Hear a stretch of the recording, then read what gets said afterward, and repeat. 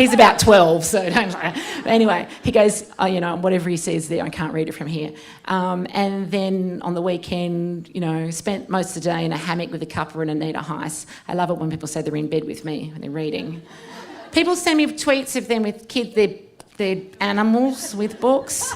And then they tweet events, which is fabulous. I tweeted, I didn't tag anybody in, I hashtag Vienna, you know, that I had this great night at the embassy. And then DFAT have some alert, obviously they've picked it up, retweeted my photo out and said, glad it went well. Cultural diplomacy, I've never been accused of that. They're the kind of followers I have.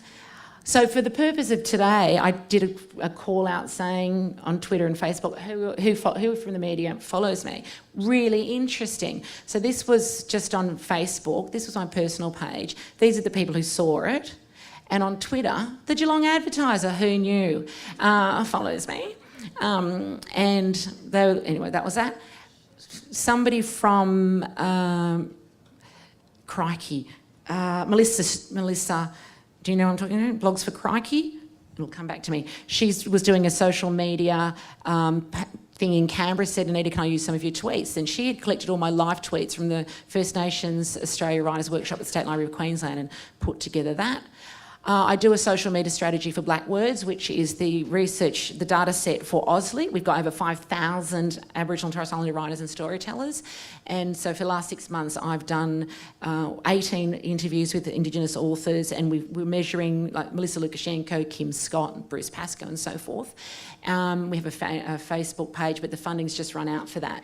But I'll just go in and do it anyway because I love it. And it's really interesting. You can just see the engagement you have each week, the post reach and so forth. And so that involved blogging, and those interviews will now become a downloadable ebook, and they'll be used in schools and so forth.